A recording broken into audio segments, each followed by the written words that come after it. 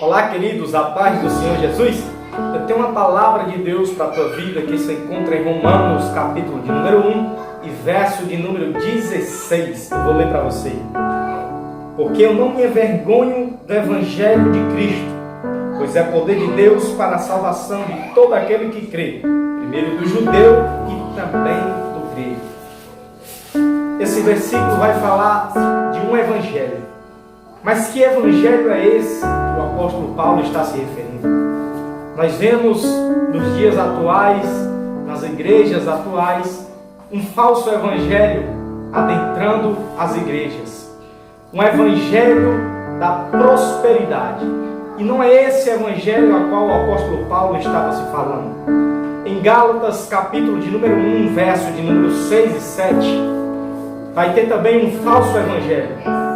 E não é esse falso evangelho ao qual o apóstolo Paulo estava se referindo nesse texto. Existe um falso evangelho que oferece conforto e não sacrifício. Era assim que os irmãos em Gálatas estavam vivenciando. E é assim que muitas igrejas estão trazendo isso para dentro das suas denominações. Um evangelho que oferece sucesso e não renúncia. E esse evangelho nós não podemos viver dentro de nós. Esse evangelho é anátema, precisa ser abominável diante dos nossos olhos. E o problema de hoje em dia é que muitas coisas, muitas igrejas estão tendo muita adesão e menos conversão.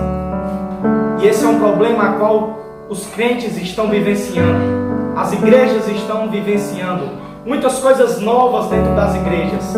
E o principal, que é vida sendo salva, nós não estamos vendo mais.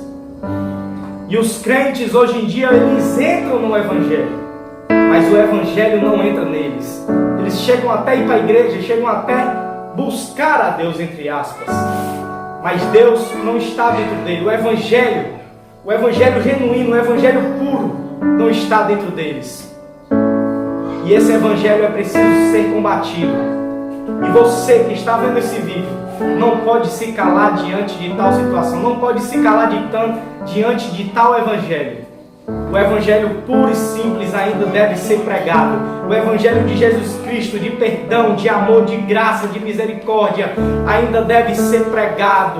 Não é coisa simples viver esse evangelho.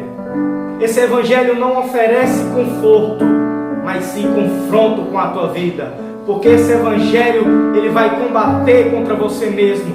Porque esse evangelho não vai te oferecer conforto, mas sim confronto. Você vai sair confrontado com esse verdadeiro evangelho. Porque esse verdadeiro evangelho, ele tem poder de libertar, ele tem poder de curar e ele tem poder de salvar.